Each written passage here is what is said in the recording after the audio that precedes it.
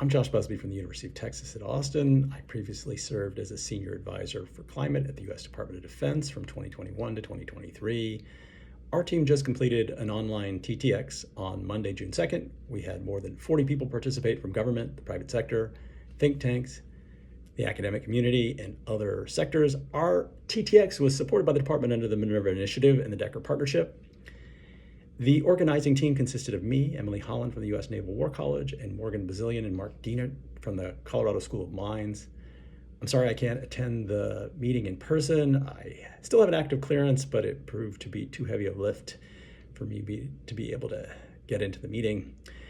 I wanted to describe the structure and outcome of our TTX. We held it over a 4.5-hour period on Monday.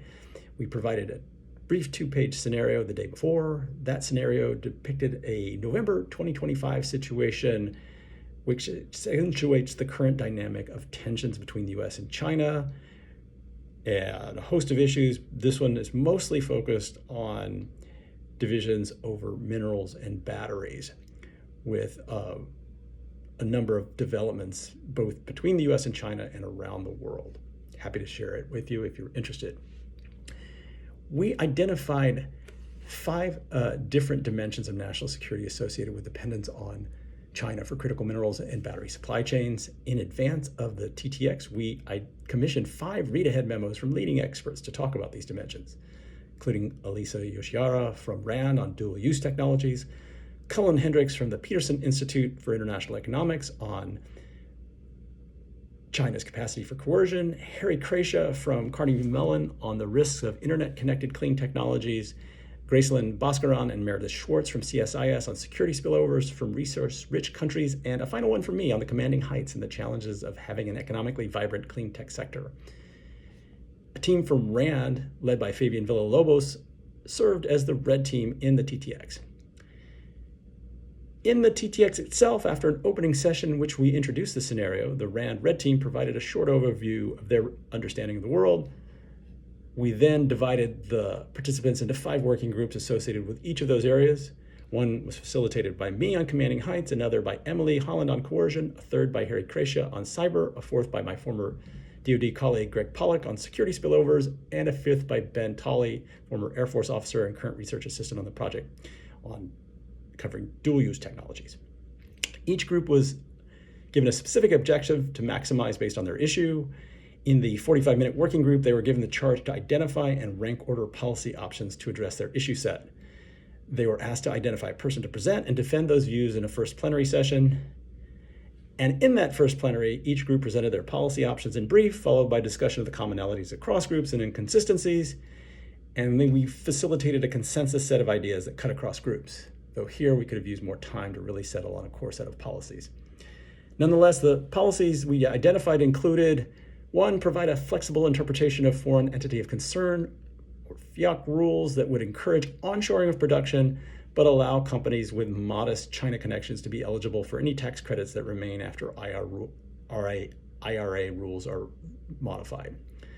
A second is to create a new sovereign wealth fund or other policies like enhanced XM or DFC capabilities, or USG DoD procurement stockpiling to provide companies with the resources to support the additional costs compared to China of mining, research and development, processing, and manufacturing in the US. And this might include creative financing measures like contracts for differences, where governments would compensate mining processing companies if prices drop below a strike price, and if prices rise above a strike price, the government keeps the revenue. A third idea was to establish new partnerships with allies to source, process, and finance mining and clean technology, to pool demand and supply from outside of China for risk diversification. This might be through the Mineral Security Partnership or a new, more serious entity, and it could be a G7 type arrangement, plus countries like Australia, South Korea, Argentina, and Chile, perhaps others. A fourth idea was to establish a focal point in the executive branch for coordinating minerals-related efforts across the government. In the 30-minute session that followed, the Red Group developed their consolidated strategy for how China would respond to this set of policies. And at the beginning of the second plenary, the Red team provided a brief overview of their strategy, which they would implement in mid-2026.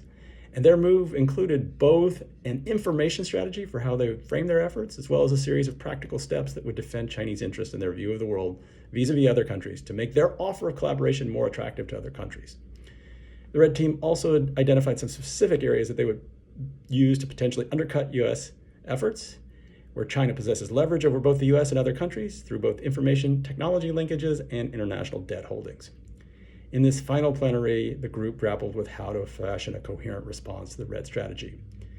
The group was split into two emerging positions, one that the current administration appears to be embracing, an effort to disengage from clean technology entirely as a means of delinking from an area in which China dominates. From this point of view, if one assumes a potential conflict with China is perhaps imminent, then from any minerals U.S. acquires need to be stockpiled with a view towards the coming conflict scenario rather than dedicated towards clean energy.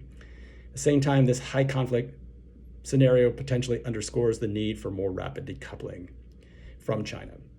The other position took the view that the electrification of more parts of the economy through renewables and battery storage was structurally inevitable and would have transformative effects that the U.S. could not ignore.